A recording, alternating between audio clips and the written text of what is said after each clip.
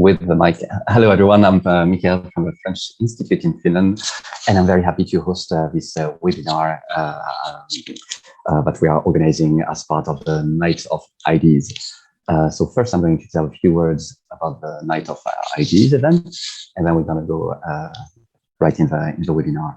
So the Night of Ideas is an idea and debate and innovation festival launched by the French Institute, and every year, like more than 30 countries, more than 30 French institutes around the world are thinking together, discussing, debating around different topics related to innovations, ideas, and debate. Every year has a special theme, and this year's theme was rebuilding together. After two years of heavily hit by Corona pandemic, the French Institute decided to dedicate like a whole Night of Ideas to the idea of rebuilding. And here at the French Institute in Finland, we decided to take this rebuilding together theme quite literally by organizing this webinar revolving around the questions of wood construction, wood design, wood architecture, and more specifically in the field of education and education and professional architecture. So with me today, I have a lot of very interesting speakers, and so I'm going to shortly present them, and then I will give the floor to them. So first of all, participating from France, from a beautiful area of Nouvelle-Aquitaine, I have Christine Pescata and Frédéric CHABOCHE. So Christine Pescata, you're the director of Interco. Interco is the Nouvelle-Aquitaine International Cooperation Agency, and the aim of this agency is to facilitate the that's hard word, internationalization, all the socio-economic activities of Nouvelle-Aquitaine abroad. And with us today, we also have Frédéric CHABOCHE, who is the operational director of Nouvelle-Aquitaine Wood and Forestry Campus for Jobs and Qualifications. So this is on the French side. On the Finnish side, based in Joensuu, I have with me Timo Pakarinen and Mikko Madveinen. And Timo Pakarinen, you are working as a lecturer in Karelia University of Applied Science in the Department of Construction. And Mikko Madveinen, you're also part of the same Karelia University of Applied Science. And today you are going to tell us more about the wood sector and the international activities involved in Karelia. And to conclude this roundtable, we have Miia-Liina Tommila. Miia-Liina Tommila, you're an architect. You have funded Tommila Architects Agency based in Helsinki, but you Tommila Architects, and you've also co-funded Kaleidoscope Architect Agency, who's based in Bergen. So these are all our speakers. So the idea is to present education activities in applied science university and schools, both in France and in Finland, and then to connect them with a professional point of view brought by Miia-Liina at the end of these presentations. Every presentation is going to last more or less 10 minutes, and then we're going to be able to take some questions from the public. So for all of you who are following us on Facebook, feel free to comment and leave some questions that we are going to present to the speakers at the end of the roundtables. But enough talked. I'm going to give the floor to our French guests, so Frédéric CHABOCHE and Christine Pescata. The floor is yours. Thanks a lot. So thanks, we are very happy to be with you in this Night of Ideas. So for the French part, we are going to present you a project in wood making with Georgia. And I will give now the possibility to Frédéric CHABOCHE to present the campus des métiers. So if you want just a minute, I share my screen for the presentation. 2 seconds. I will open the presentation. We are at the end. Voila. So, Frédéric, if you want to begin, and after I will follow you with the presentations. Okay, thanks, Christine. Hi, everyone. I'm sorry for my English. I don't speak very well English, but I understand quite good. And I will try to answer to your question after our presentation. So next slide, please, Christine.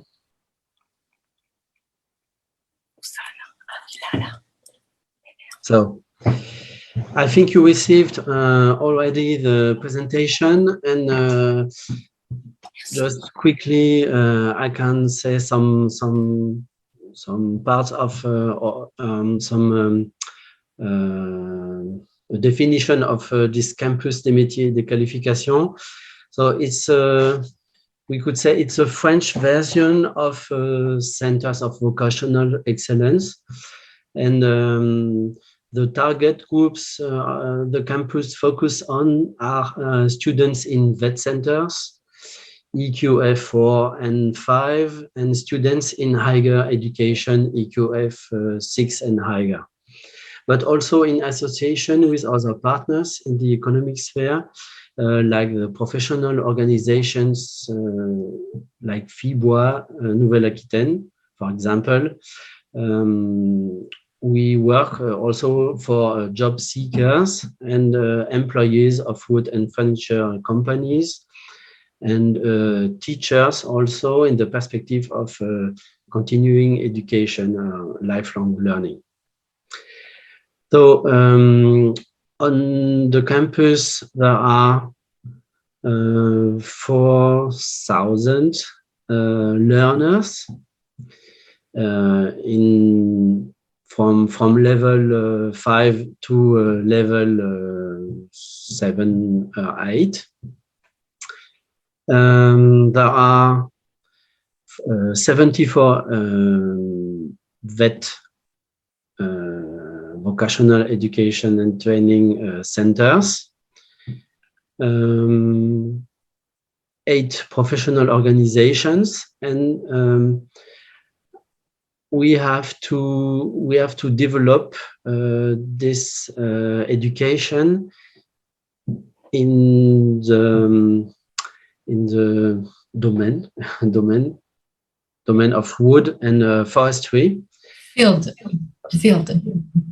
the field of wood and forestry, and to realize that we have to make actions for the students in Nouvelle-Aquitaine, but also in the direction of Europe. And for example, we worked with VET centers in Portugal. We work also with Italy. For example, in May, we will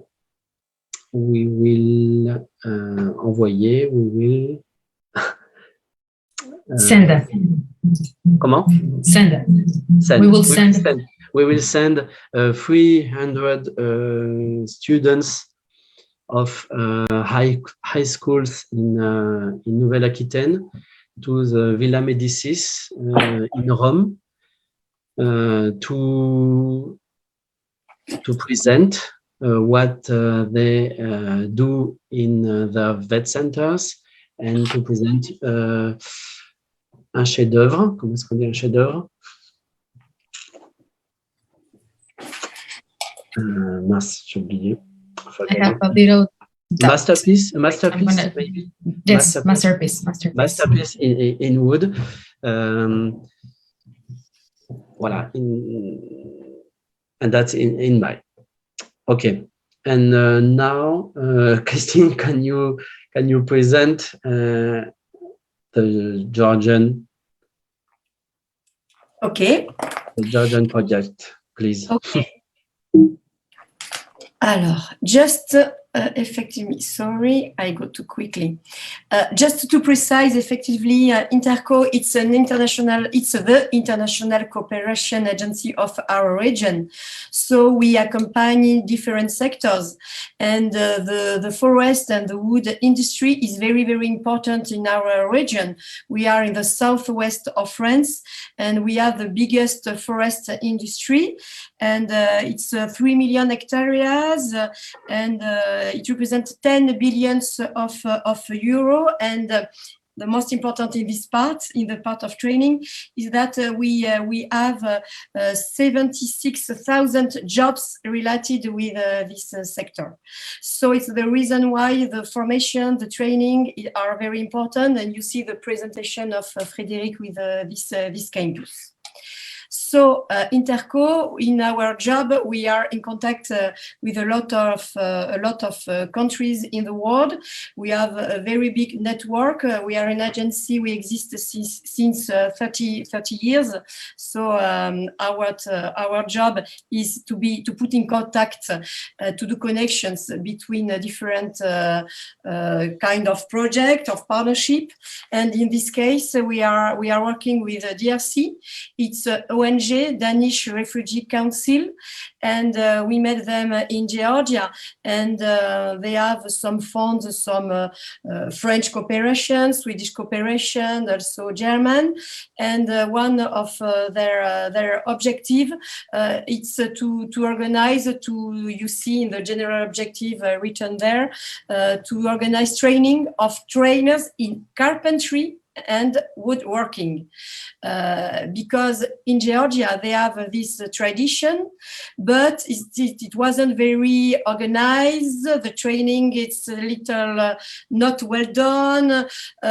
Some things, individual actions, information. So no coherence. So they ask us to help them to organize this structuration, and working together with Interco and Campus, we present this project to Frédéric, and Frédéric in reality find the good leaders, the good person in the institute of our region who want to do cooperations, because the projects are based on the human volunteer to develop contact. Because it's a lot of a lot of job to be successful. So the most important links in this program is to find the good persons. So the objective, as I said, is the training based on that college, to do the training of the trainers, and in connection with the reality of the craftsmen, Georgian craftsmen, to do the connection, because these two words that in Georgia sometimes don't speak together. So we try to do these actions, and to build after, in second time, a real vocational training system in the wood sector. So effectively, the wooding is the main topic of this project in the technical assistance. It's a project who will go on 2 years. So now we begin in 21, and now we are in 22. We were very impacted also with the COVID situation, etc. But we do some actions now, and we have some good results. Quickly to remember you, where is Georgia with Tbilisi, near 4 million of inhabitants. So things quickly. And you see in this slide the mapping of all the actors involved in this project. So we have in the top of this document, we have the 4 partners. So 2 institutes in Aquitaine, Lycée du Pays d'Aunis, and one Lycée Nelson Mandela. One is in Poitiers and the other in Surgères. So the campus, led by Frédéric, and we have all of the aspects of the companies, the business companies, French in our region, who are involved in this project. the coordinators, you understand, we are here, us for the French part, Interco, and for the Georgian part is the DRC. And in the part of a Georgian project, also we have VET College, you have there, and some experts, and also the Georgian industry who is involved also in this project. So we try to find an equilibrium between the institutional parts, the educational parts, and the industrial parts. Is this who can be a success to put everyone involved in this? Because in this kind of project, you can be alone only the training or only in the industrial. Everyone has to speak together and to work together to reach a project like this. So as I said, it's a cooperative project to develop carpentry and woodworking sector. We begin the first action in a mission. Well, I let you. I don't read really the PowerPoint because sometimes it's more annoying, but you have the support, and I think you can we can send you this project. So to be very concrete, this is the timeline of our project. So we begin in May 21, writing, exchanging, etc. To exchange a lot, doing digital exchange between the French part and the Georgian part. Mm-hmm. And we begin in September with the first technical webinar. The first mission was the French experts who went to Georgia 5 days in October. It was very important to do instead of the problems, sanitary COVID situation, but we succeed in organizing this mission because it was the first step. So it was very important to do this step, and this allow everyone to know together. I don't know, Frédéric, you want to say something? Yes, it was very important to go there to understand how they work and how the system works. And so the French experts are the French teachers of the two high schools from Surgères and from Poitiers. And they could realize concretely how it works. It was very important. Yes, it was like a kind of diagnostic to understand the Georgia, to understand the problems, to visit the institute, to visit craftsmen. So it was a very first step, very important. So after the first step, we do reports, and we were preparing the second step that the Georgian came in France. So we can adapt concretely in function of what we saw in October. So we organize a very good program. And normally we had to go in March, but due to the war in Ukraine and the proximity of Georgia and the global context, we decided not to go, too risky. So we postpone this event. And now we are working because in 2 weeks, we will welcome our colleagues in April. The Georgians are coming for the second time. So now we are working on this point. And they will, in this part, really, we are now training concretely. Frédéric, if you want to add something? Yes, the objective of March, of our mission in March, was to help to select the trainers, the Georgian trainers. 10. And so we don't have the possibility. We don't have the possibility to go to Georgia. So they select themselves, and we receive them in 2 weeks. Yes, you're right. In 2 weeks. So if they can come to us. Yes, but we buy the tickets yesterday. So I'm sure. We build also our tickets. No? Yeah, so. Yeah. No, but we trust that they can come. They have a very nice program, and now they begin really the training. All the teachers, experts prepared all of documents. Yes. We translate every support, academic support and professional support in Georgian. This is very important aspect because some of them, the majority, didn't speak English. So it's an important job to do all this translation, but without this, I think we can not be so good. And in all these exchanges, a translator, a professional translator, come and translate everything in Georgian. Everything. Mm-hmm. But it's like this. If we want to succeed, we have to do this. And to respect the time, I finish my timeline.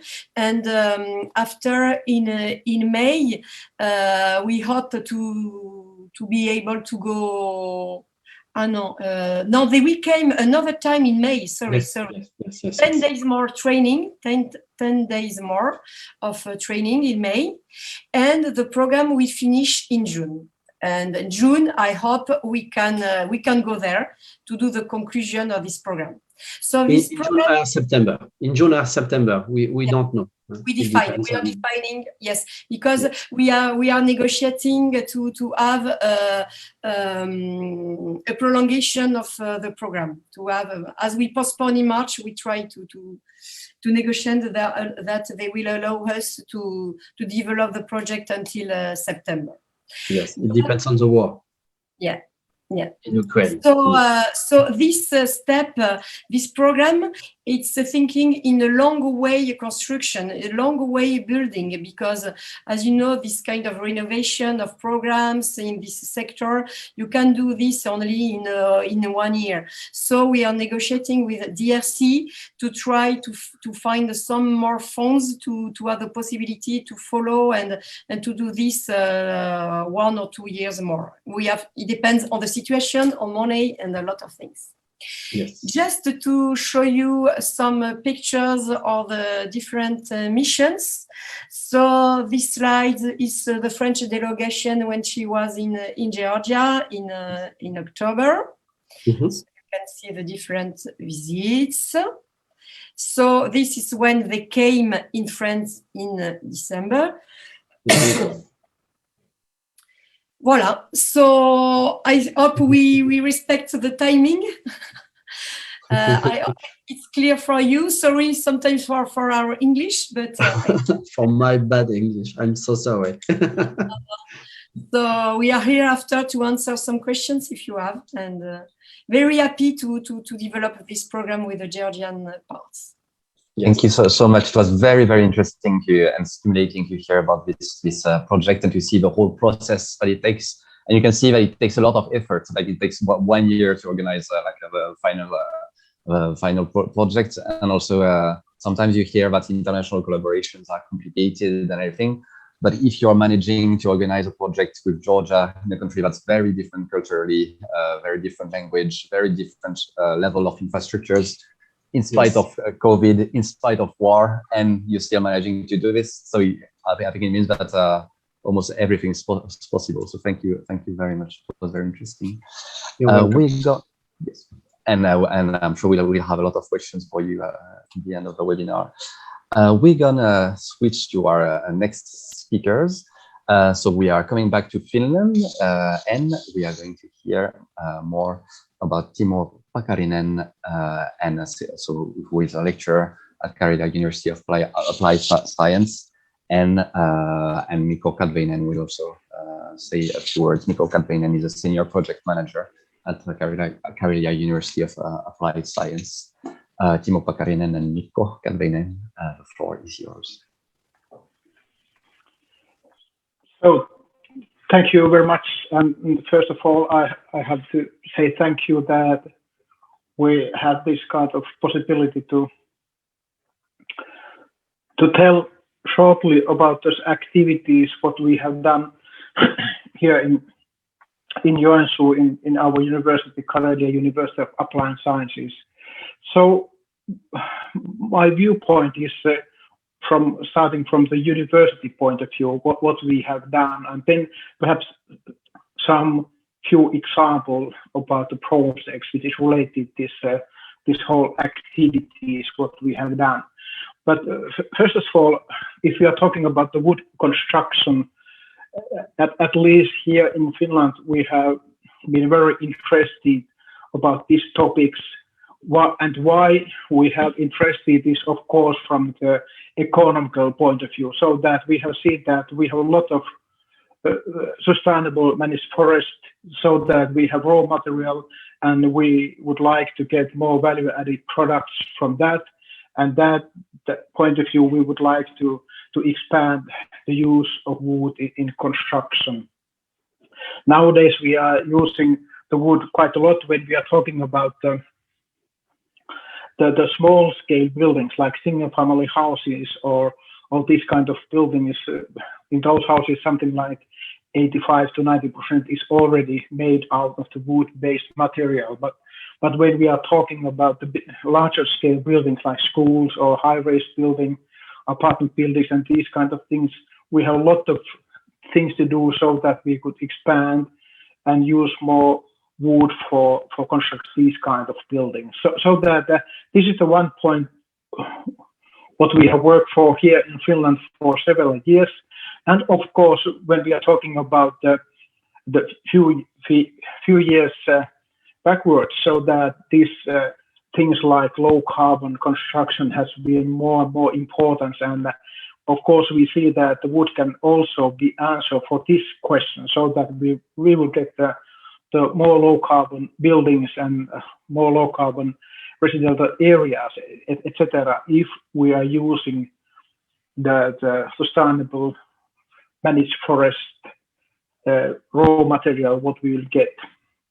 So this is a little bit the background and a little bit the background of our university, so that you can see in this map, this green dot is somewhere in Joensuu, and also located in the European map, so that we are quite far away from the how would I say that the main markets of Europe, and also that if we are talking about the high level knowledge which is related to use of wood and wood construction, and that is the one thing that we have been trying to work so that we could create the good network all over the Europe, so that we could get as good knowledge as how would I say quickly as possible, so that we could develop that in Finland and transfer that to the businesses inside of Finland. So that these are the main topics what we say here, and through different kinds of research and development activities, we try to transfer this knowledge to the use of our companies who are participating to our activities. And there's just a small sample of about the laboratory work what we had done, so that we will see that this kind of activities what we made in laboratories to develop the new products or even structures are those part of the work we would like to participate more and more in near future. And of course, we are not working alone. So there's just few example about the companies who are very near our activities, so that they are participating, not of course all activities, but when they are feeling that, okay, we will get something extra if you're participating the development or research process with our university, that they are participating and maybe get some important information or knowledge to strengthen their own businesses. So what is also one important point when we are talking about research and development activities inside our university is that all our activities is related to real scale projects. So that here in the right hand side you can see some examples what have done during the last, let's say, less than 10 years in Joensuu. So that here in the lower corner is the first high-rise apartment building, which is made out of the CLT. CLT box element is the construction system in this building, which was finished something like 2017 or something like that. And then above there is the kindergarten, which was finished a few years after then. That's this building, and this is also the main structural element is CLT. And then there you can see in this the highest building, the picture. You will see the 14-story apartment building, which is made out the LVL and CLT, and then it has been finished only a few years ago. But what is the common in this building is that we have participated in all these projects very actively, and one way or another we can say that these buildings are still working as a laboratory facilities for our university, so that we have made different kinds of measuring and monitoring in this building, like moisture content in the structures, how the structures are behaving in the circumstances or environment or weather in Finland. We are measuring the displacement of structure. We are measuring the acoustic behavior of the used structure, and we have made the following up things in the construction site, how the work is going on. We have made some customer satisfaction questionnaire about the people who are living in these kind of buildings and here.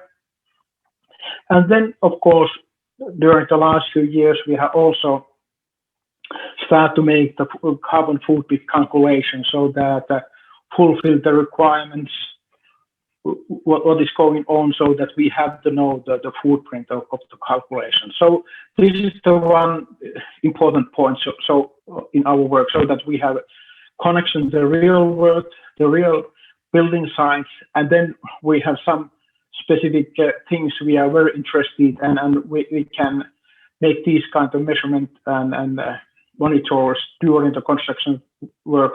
And of course, when these buildings are aging, so that we can follow up for instance, the maintenance cost, that which kind is needed, how much is cost, and these kind of things.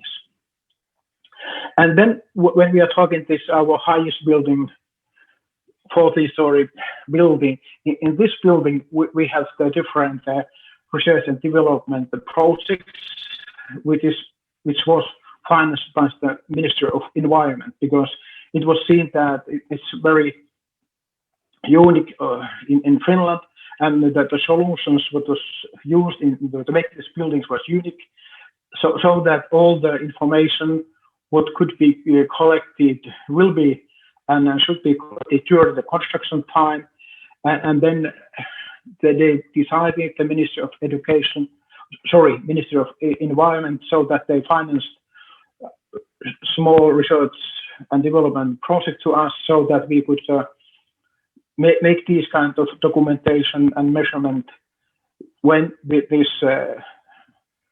building was under construction. Very important and interesting projects what was going on. Here is some picture about the structures, how it was made, and in this picture is some slide is some pictures about the measurement, how they was installed in the structures, and these are still going on, and they are making the online measurement in the wood, the wall structure, and then there is also measurement equipment where we measured how much the whole building is shrinking, and then there is also measurement about the vibration, how this building is vibrating, and then those things related to acoustic behavior is shown in this picture here. And then the second project I very shortly describe you is that we started this in the beginning of this year, in fact, with the cooperation of the Jade University of Applied Sciences in Germany and Salzburg University of Applied Science in Austria. We are in the lead partner in this project, and this project, which is named Sustainable Building Technologies Community Practice, is financed by the Ministry of Education and Culture in Finland. And this is more or less the research project, so that we have 3 different areas. One is information related to building information modeling, and these kind of things. There is a response university is the other from Germany, and we have these kind of things like sustainable building, so that we are concentrating those research themes like low carbon construction, circular economy, and competitiveness of wood construction. And then Salzburg has the response of the area of material science, like new wood products or new low carbon materials or hybrid solutions, so that we are making different kind of research activity. And then what here is saying that living lab activity, our focus is that we will transfer the research results as soon as possible to the real cases with companies. And then, of course, the seminars and these kinds of activities to make sure that the knowledge transfer is made nicely.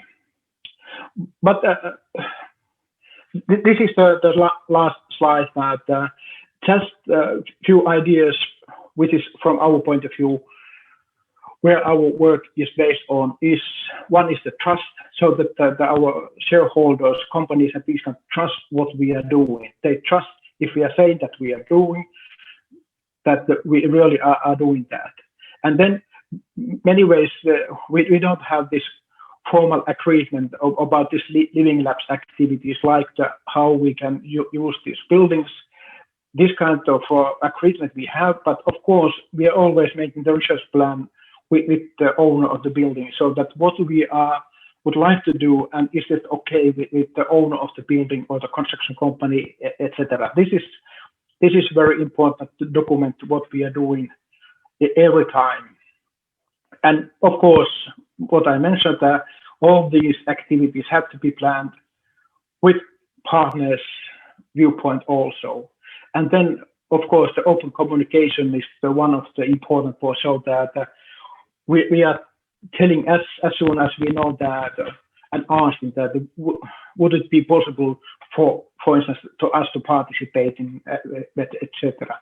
And of course, when we are in the University of Applied Sciences, so that it's very important that we connect the students, all these activities, the students who came from Finland, or if we have the exchange students, so that all these activities are known by the students, and those who are interested can participate to our activity. So I think that this was something like 10 minutes for my presentation. Thank you very much.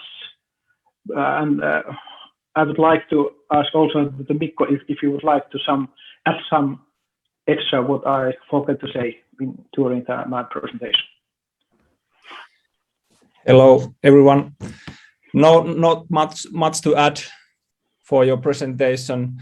Just want to pinpoint that our kind of working model, it's very kind of let's say it's benefit the research what we are doing, but it also benefits our education, and of course it will benefit the companies and other stakeholders who are our partners. So I guess this model, the experiences from this living lab model are quite good from my point of view.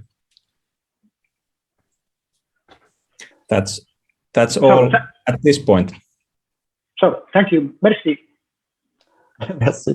Thank you very much. It was also very interesting, and I appreciated to see how tight the connections were with real life, and that your research and activities they can benefit to everyone, and also you can benefit from the actual existing structures to monitor research, analyze, and then to use them as part of your activities. So I think it's a perfect synergy in that sense, and what's a true University of Applied Science should be. So thank you very much. I'm sure there will be some questions in the end, so I'm going to go directly to our last speaker. So Miia-Liina Tommila, thank you so much for being with us today. So you're based in Helsinki. Would you say that you were working for Tommila Architects and Kaleidoscope, two different agencies? And I want to add that one of your last projects were, for instance, the Arabia Creative Campus for Metropolia University and Open Jazz Conservatory, that are very nice buildings that everyone knows. So thank you very much. And that's exactly how wood can be used in creative projects. And you're going to tell us more about these things. Thank you very much. Okay, bonjour tout le monde. My name is Miia-Liina Tommila, and I will not be speaking about the Arabia project today because it's not built in wood. Actually, in curiosity, we were making a building for music studies, and we considered wood construction in that, but it was acoustically a challenging project, so wood was even more challenging as a material. So thank you for the French Cultural Institute for inviting me to speak tonight. Super happy to be here. Let's see, I suppose you are seeing my presentation now. And I called it Learning from Wood because I think that as an architect, it's a profession where you learn by doing, and during your career, you can always direct yourself to new challenges. And that's one of the maybe best things about being an architect. And I think any material, and wood included, is something that you can learn a lot about during your work life. So let's see. Just briefly about Tommila Architects. It's my company based here in Helsinki. It's a family-based company with 38 years of action and tradition. So we are a very experienced group of architects, 14 people at the time. And I also work through Kaleidoscope, which is a company I was co-founding 7 years from now. And at the moment, we are 8 people, and we work together, these two companies, very closely, and growing together. And here you can see also the fantastic view of the mountains from the Norwegian office. Our background, the Norwegian partners, and my background is from the Bergen School of Architecture. And I thought about bringing this up in this discussion because we are also talking about education today. So Bergen School of Architecture is a sort of an alternative school with a very different kind of curriculum. And this particular picture is here because it is showing a wall structure that we built in the school. This is a traditional technique from the Norwegian West Coast. It's a sort of a plant wall made of heather. And I think this is a perfect way of exemplifying how learning by doing can also be an attitude that you adopt already from the early on in your career and your education. So I think I bring with me this way of thinking and kind of this social awareness from this Bergen School of Architecture into everything we do. One of the key questions at the moment is that field of architecture is changing very much. And this is due to the fact that architecture always follows the society. And this slide is from the megatrends according to the Finnish Innovation Fund a couple of years ago. And like we all know, then we are basically facing a very severe ecological crisis, and this affects everything. How this affects building is, for example, through investment decisions. So climate awareness is directing investment decisions more and more today. We can see that there is an attitude towards existing urban structure, which is changing. It's seen more as a resource, and this increases density and increases projects of infills and urban transformation. One important aspect is the cost of raw materials, which is going up. And this, in a turning positive turn, it can give sort of a possibility for creating new materials based on circular economy. And finally, we can see there's a lot of regulation which is directing construction towards more efficient use of resources, as well as planning of areas for wooden construction. So just a couple of project cases from my personal journey with wood, hopefully reflecting some of these aspects. We started off quite fresh from school with a collaboration team over Nordic countries called the Y team. And we made a project, a research and innovation project and installation in the public museum of Seurasaari in Helsinki. And this project is combining digital fabrication with handcraft, revealing possibilities of wood in modern construction. And this particular installation was built by Finnish carpenters, and it's completely made without any nails in the joinery, and it's based on this Japanese joinery inspiration. And a sort of a continuation of this is the prefabricated housing quarter project in Norway called Dolvik. So in this particular project, we were looking for a reinterpretation of the traditional local woodwork in this region.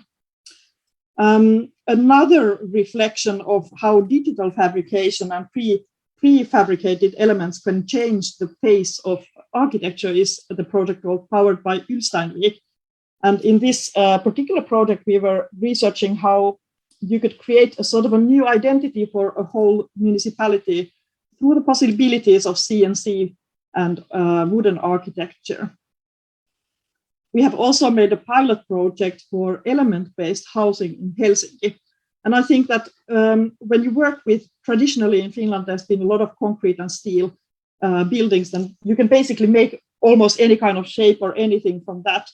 But in wood, the dimensioning is very different. You have to consider how that affects both the planning area and also the layout of living apartments and living quarters. So this was one of the things that we researched in this particular project. And finally, a little bit about Piiri. This is a wooden social housing for the Kerava Housing Fair, and we are currently working with the implementation of this one. It was a competition win last autumn for the housing fair.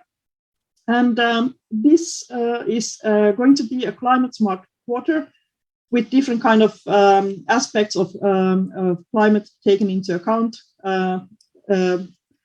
For example, the energy efficiency, the solar panels, this different kind of working, remote working areas in the quarter, but also a sort of a variation of use of wood, both in the claddings and in the construction of the whole quarter, and a sort of circular economy attitude on how we can build parts of the building from CLT cuts and waste.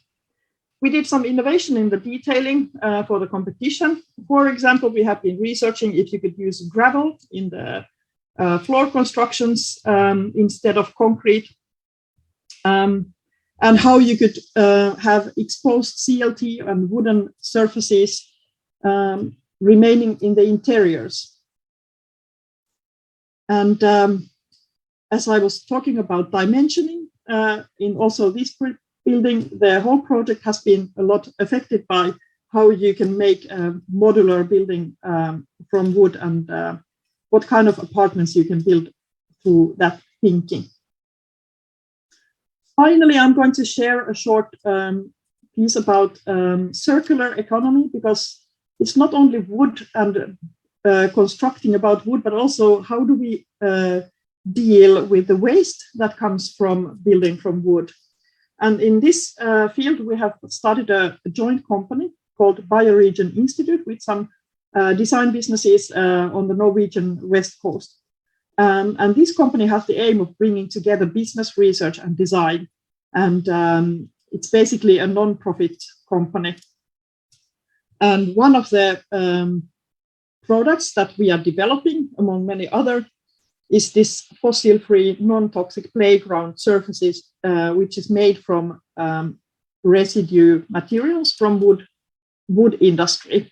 The whole project is based on a research project done on the west coast of Norway, dealing with different kind of residue from different aspects of industrial production in the west coast. And one of these was wood and sawmill industry, and these are one of the ways of innovating and figuring out how we could make something new which doesn't have any plastic in it anymore.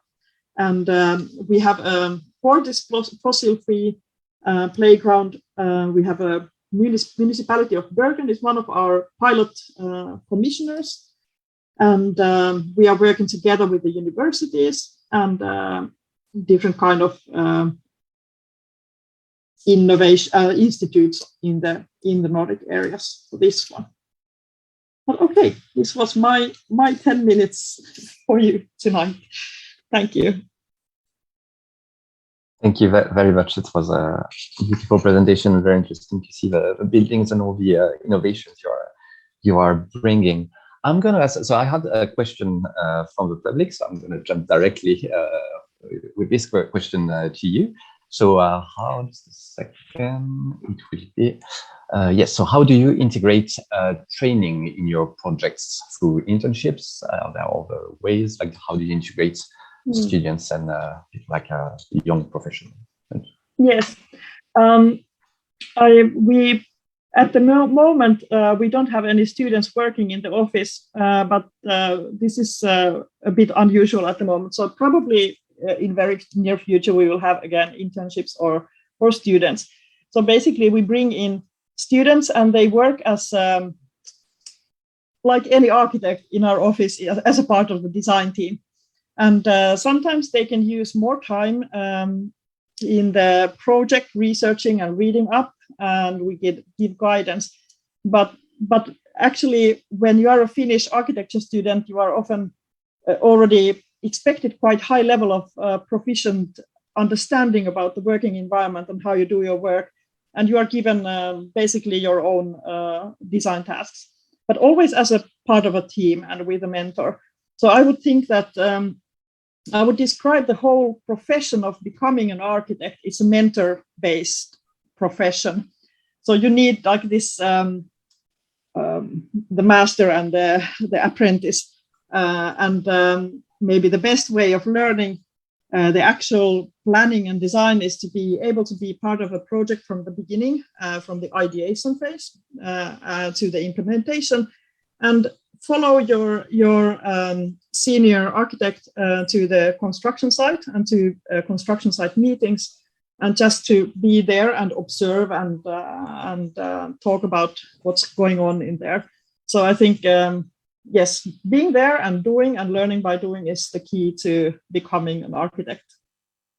Thank you so much. And just out of interest, do you have some special partnerships with some universities or some schools, or it's just students are applying and then you decide based on their CVs and we have not had any particular schools. I think there's a lot of, I think I get in average 3 applications every week.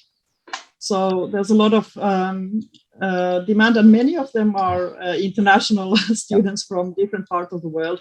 So I think it's a lot about the applicant. If the person is, if we can see that this applicant is somebody who could fit into our organization and also bring their own talent to the team. So it's always like a two-way interaction and communication. So yeah, I think it's a balance between what we need as a company and then what we can offer for the student. Thank you very much. I'm reading all the other questions that I received, so just a second. Yes, so I have a question for Frédéric. Do you want to add something? I have a question for you, Miia. Thanks for your presentation. Is this learning by doing the normal way to learn in Finland? No. That's a really good question. I might not be the best person to answer because I didn't study in Finland. I studied in this weird social school in it's a really kind of left way thinking pedagogy in the Bergen School of Architecture, and very peculiar.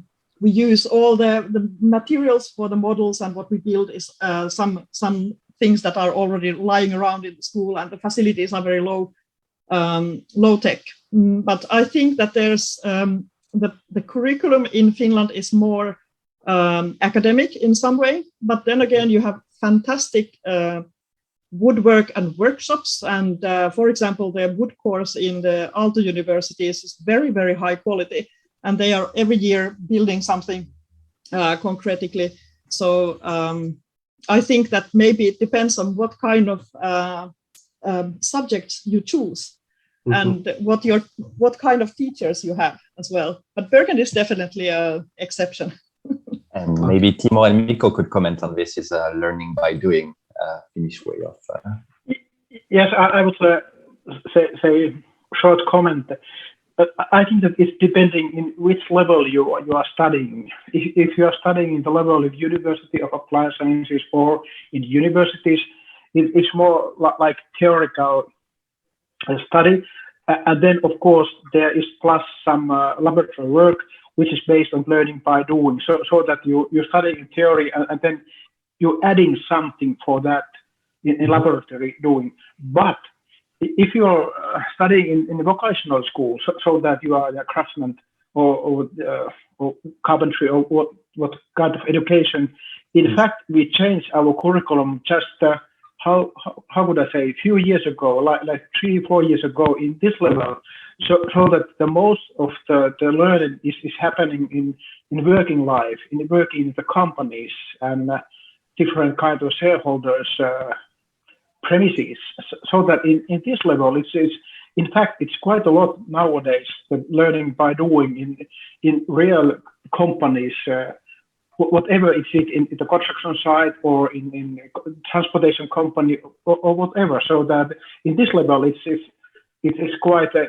big part of the studies is doing in this method, learning by doing. Okay. Thanks. Since you are talking, Timo, I have another question for specifically for Karelia. So someone in the public was interested in the link you made with other universities, including research and professionals. Do you have other kind of international collaboration with your partners, like internships, faculty exchange, or training or students exchanges? Yes, we have this.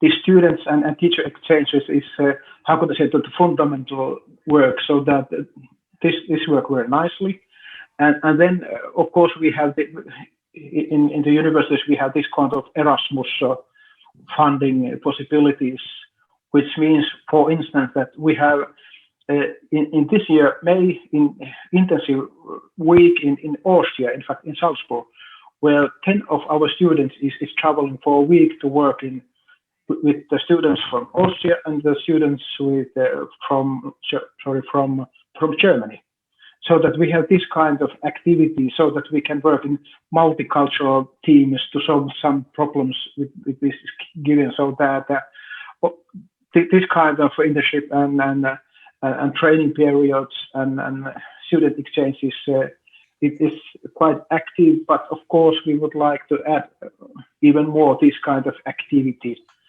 inside also our department of construction. Thank you very much. And regarding these international collaborations, I have a question to both Karelia and Nouvelle-Aquitaine.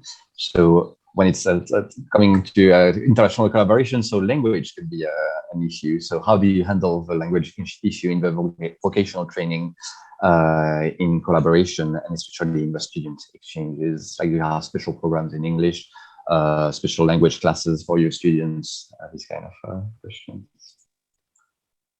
So Frédéric, you can, or yes, of course, Christine.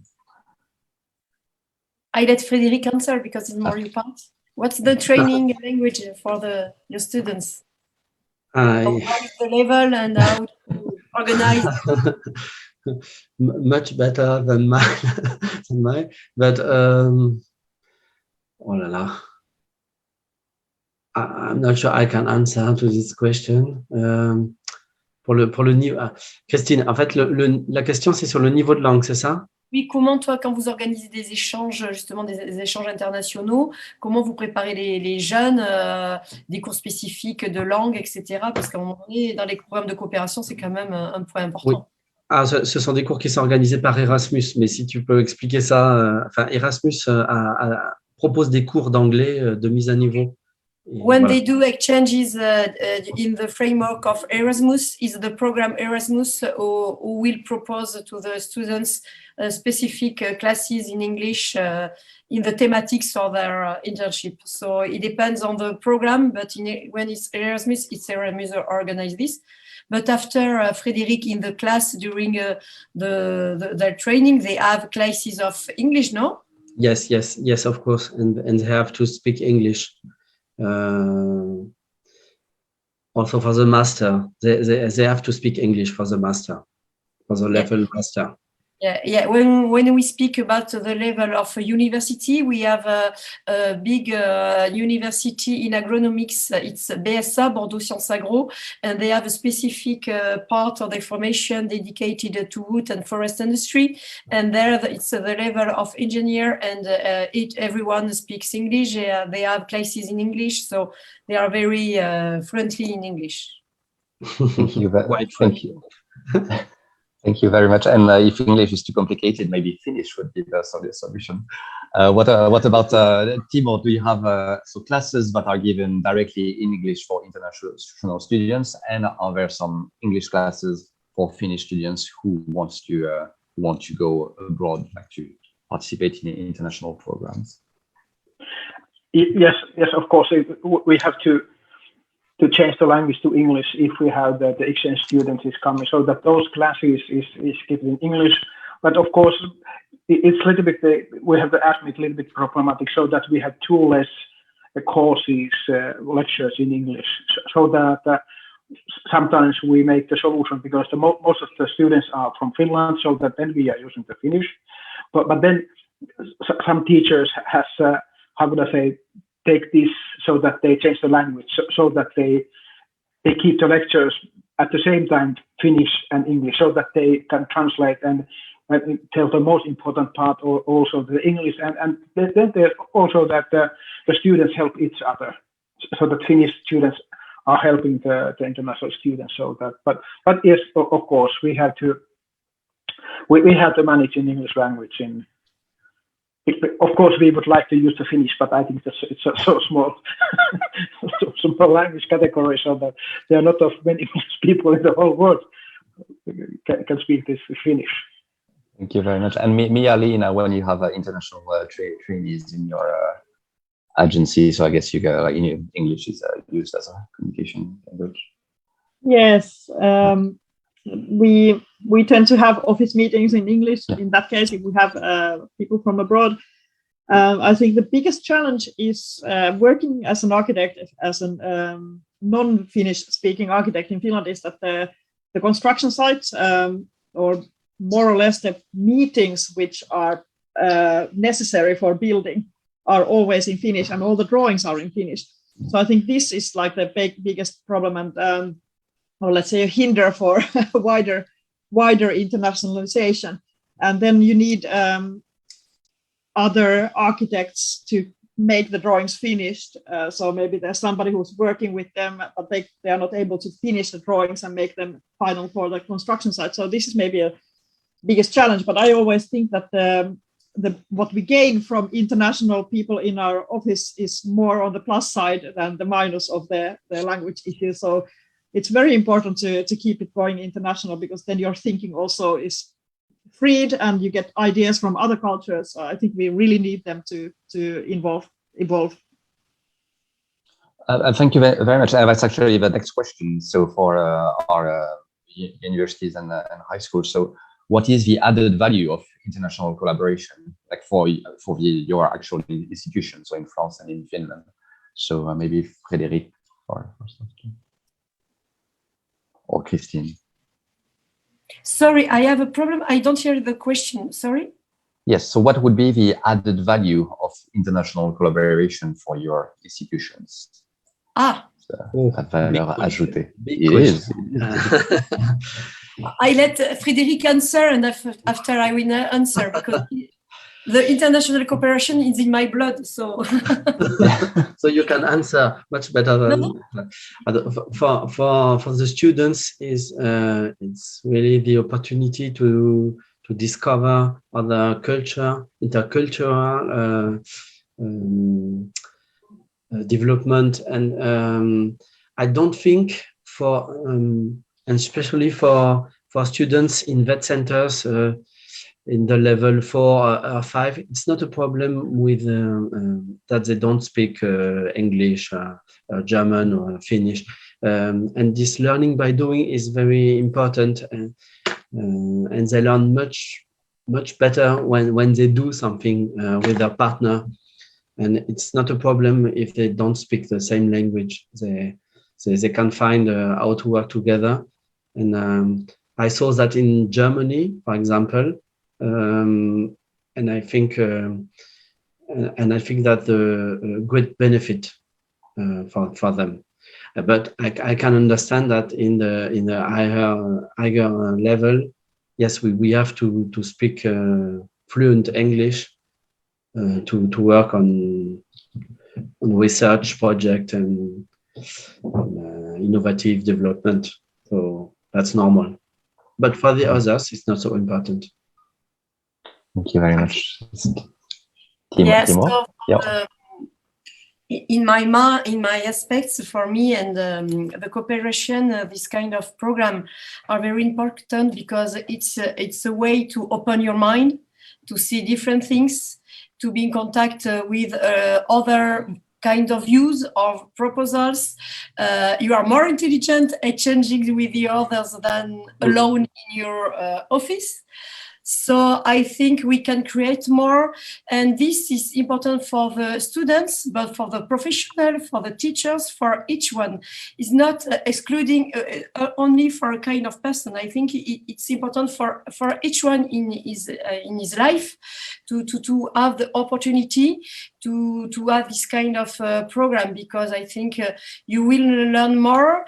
You are more confident on who you are and what you can develop in your life. So I think it's a way of life, cooperation, and a way of see the possibility to develop, to find new solutions. And but it's hard because we have the difference of culture, it's hard, the difference of hours, of language, a lot of problems. If you are not very, very, very, very motivated, no, it's better not to go.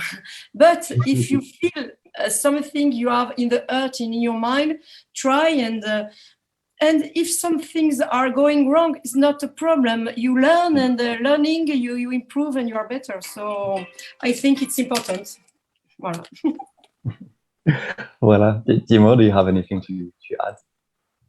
Yes, perhaps such a few things to add.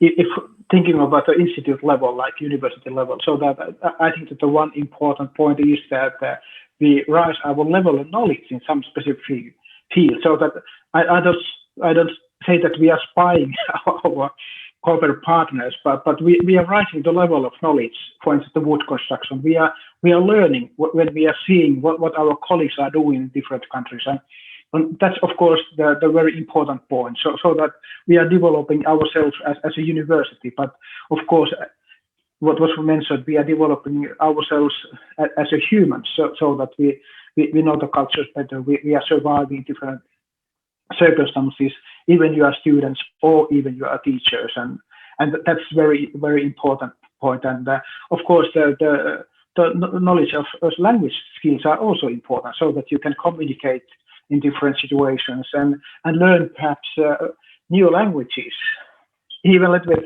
Germany or French or whatever, so that you could expand a little bit from the English. So it's very important part for after a long time, and still we are interested to expand our international cooperation. But Michael, if it's possible, I would because there is the first question was for all participants: has the increase in the price of wood had a big impact on our activities? And I would change these questions to Mikko, so that how do you, Mikko, see and would answer for these questions related to the price of the wood material?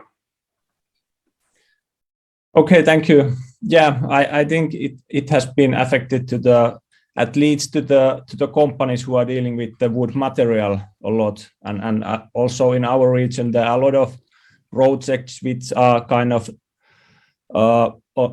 which are paused in the way because of the increased prices, and then in the project they have to evaluate again the price level and maybe change some materials. So of course it will affect to the companies, but from our perspective, not that much.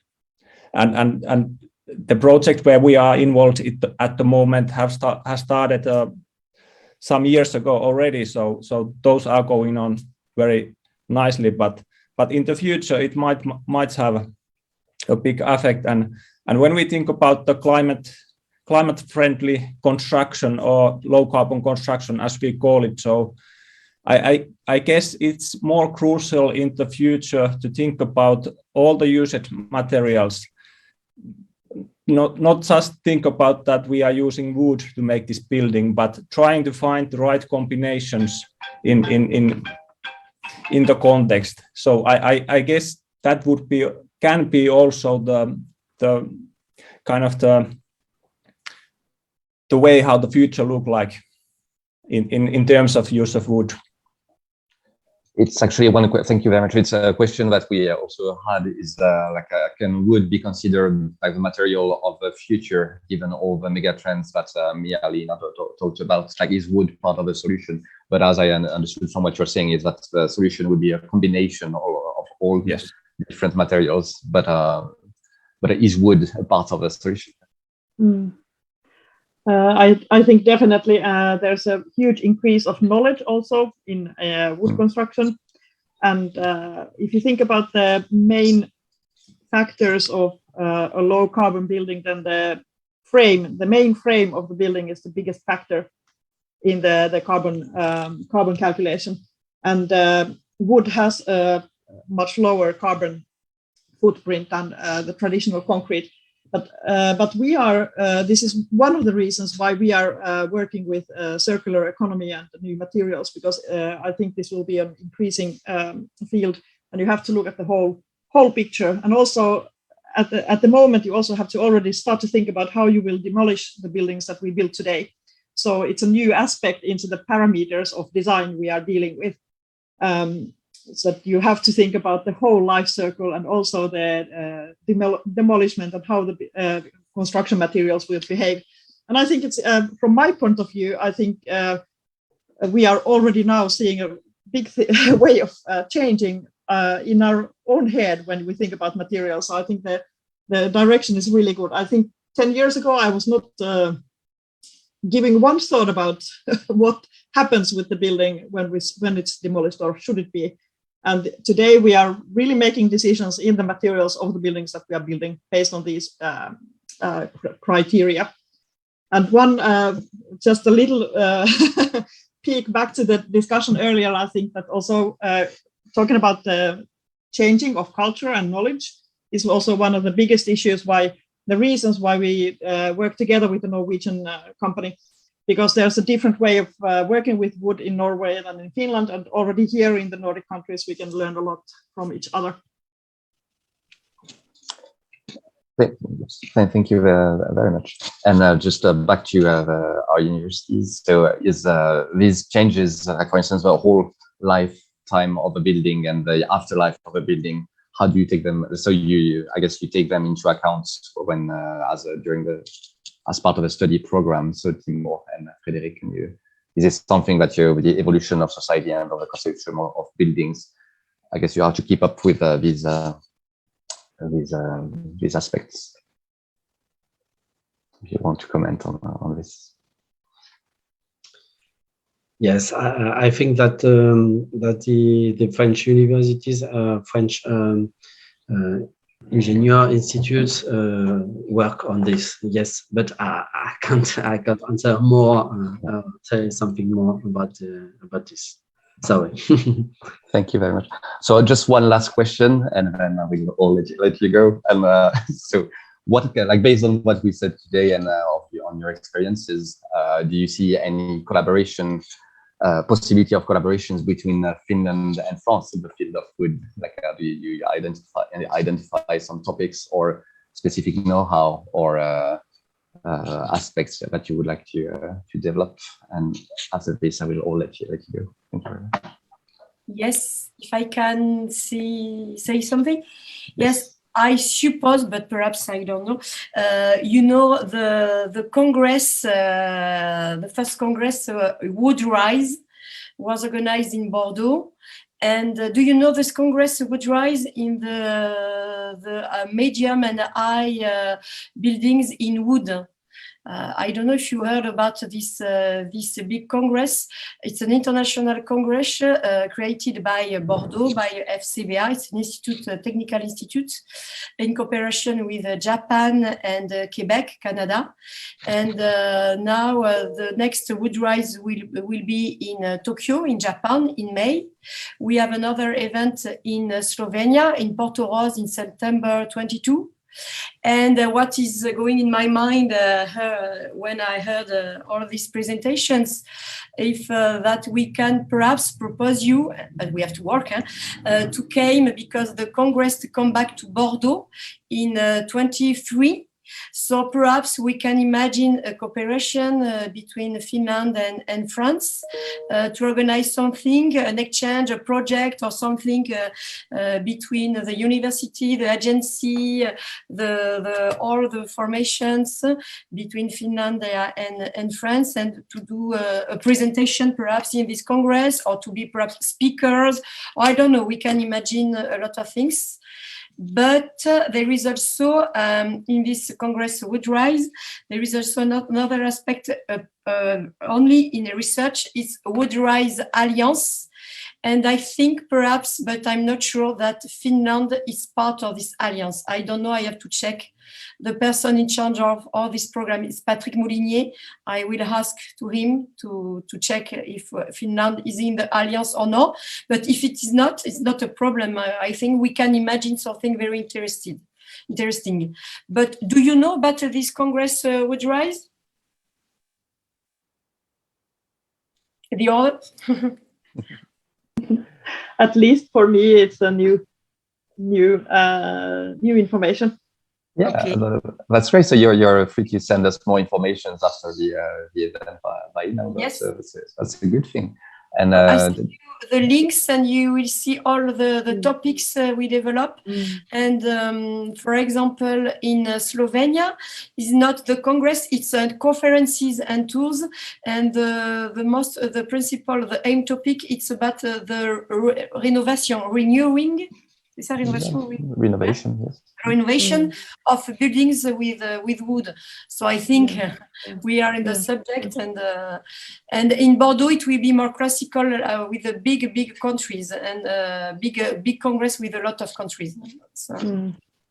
I think that sounds really very interesting, and I would like to add that Kaleidoscope is part of an organization which is based in France called Europan.